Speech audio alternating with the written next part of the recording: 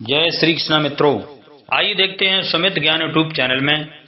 स्वागत है सभी दर्शकों का हमारे सुमित ज्ञान यूट्यूब चैनल में। सभी दर्शकों से मेरी तरफ से जय श्री कृष्ण, जय जय श्री सीताराम। आज आप लोगों के समक्ष में मैं ये बताने के लिए जा रहा हूं कि महाराज त्रिशंकु को विश्वामित्र ने शरीर से स्वर्ग में कैसे पहुंचाया। कहते हैं इक्ष्वाकु वंश में त्रिशंकु नाम के एक राजा हुए। त्रिशंकु की इच्छा शरीर सहित स्वर्ग जाने की थी। अपनी वार्ता जारी रखते हुए मिथिला के राजपुरोहित शतानंद जी ने कहा, इस बीच इक्ष्वाकु वंश में त्रिशंकु नाम के एक राजा हुए। त्रिशंकु की इच्छा सशरीर स्वर्ग जाने की थी, अतः इसके लिए उन्होंने वशिष्ठ जी से यज्ञ करने के लिए कहा। वशिष्ठ जी ने बताया कि मुझ में इतनी सामर्थ्य नहीं है कि मैं किसी व्यक्ति को शरीर से स्वर्ग भेज सकूं। वशिष्ठ जी के असमर्थता प्रकट करने पर त्रिशंकु ने यही प्रार्थना वशिष्ठ जी के पुत्रों से भी की, जो दक्षिण प्रांत में घोर तपस्या कर रहे थे। के पुत्रों ने कहा कि अरे मूर्ख, जिस काम को हमारे पिता नहीं कर सके तू उसे हमसे कराना चाहता है। ऐसा प्रतीत होता है कि तू हमारे पिता का अपमान करने के लिए यहाँ आया है। उनके इस प्रकार कहने से त्रिशंकु ने क्रोधित होकर वशिष्ठ जी के पुत्रों को अपशब्द कहे। वशिष्ठ जी के पुत्रों ने रुष्ट होकर त्रिशंकु को चांडाल हो जाने का शाप दे दिया। शाप के कारण त्रिशंकु का सुंदर शरीर काला पड़ गया। सिर के बाल चांडालों जैसे छोटे छोटे हो गए। गले में हड्डियों की माला पड़ गई। हाथ पैरों में लोहे की कड़े पड़ गए। त्रिशंकु का ऐसा वेश देखकर उनके मंत्री तथा दरबारी उनका साथ छोड़कर चले गए। फिर भी उन्होंने सशरीर स्वर्ग जाने की इच्छा का परित्याग नहीं किया।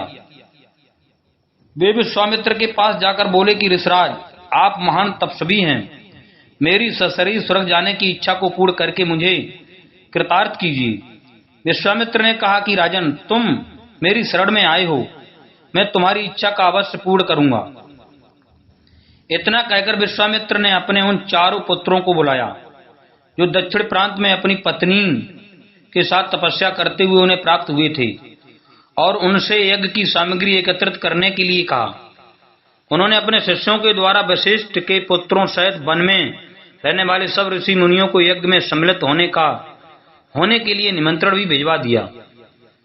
शिष्यों ने लौटकर बताया कि सब ऋषि मुनियों ने निमंत्रण स्वीकार कर लिया है, किंतु वशिष्ठ जी के पुत्रों ने यह कहकर निमंत्रण अस्वीकार कर दिया कि जिस यज्ञ में यजमान चांडाल और पुरोहित क्षत्रिय हो, उस यज्ञ का भाग हम स्वीकार नहीं कर सकते।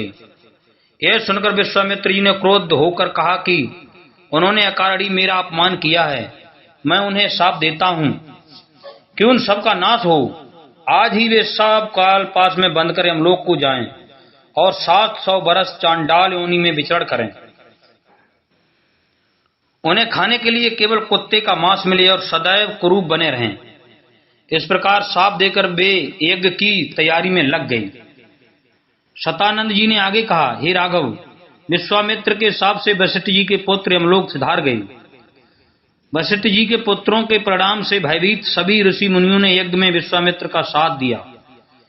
यज्ञ की समाप्ति पर विश्वामित्र ने सब देवताओं को नाम ले लेकर अपने यज्ञ भाग ग्रहण करने के लिए आह्वान किया, किंतु कोई भी देवता अपना भाग लेने नहीं आया।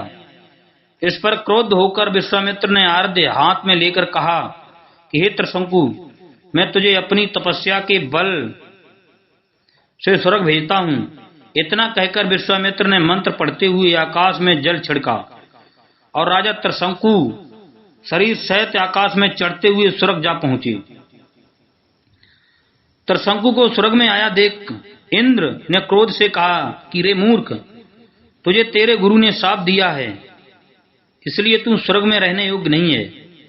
इंद्र के ऐसा कहते ही त्रिशंकु सिर के बल पृथ्वी पर गिरने लगे और विश्वामित्र से अपनी रक्षा की प्रार्थना करने लगे। विश्वामित्र ने उन्हें वहीं ठहरने का आदेश दिया और वे अधर में ही सिर के बल लटक गए। त्रिशंकु की पीड़ा की कल्पना करके विश्वामित्र ने उसी स्थान पर अपनी तपस्या के बल से स्वर्ग की सृष्टि कर दी और नए तारे तथा दक्षिण दिशा में सप्तऋषि मंडल बना दिया। इसके बाद उन्होंने नए इंद्र की सृष्टि करने का विचार किया, जिससे इंद्र सहित सभी देवता भयभीत होकर विश्वामित्र से अनुनय विनय करने लगे। वे बोले कि हमने त्रिशंकु को केवल इसलिए लौटा दिया था कि वे गुरु के शाप के कारण स्वर्ग में नहीं रह सकते थे। इंद्र की बात सुनकर विश्वामित्र जी बोले कि मैंने इसे स्वर्ग भेजने का वचन दिया है, इसलिए मेरे द्वारा बनाया गया यह स्वर्ग मंडल हमेशा रहेगा और त्रिशंकु सदा इस नक्षत्र मंडल में अमर होकर राज्य करेगा। इससे संतुष्ट होकर इंद्रादि देवता अपने अपने स्थानों को वापस चले गए। जय श्री कृष्ण मित्रों, जय जय श्री सीताराम। हमारे चैनल को सब्सक्राइब करें, लाइक करें और भी ज्ञानवर्धक वीडियो इसी प्रकार पाते रहें, सुनते रहें। जय श्री सीताराम।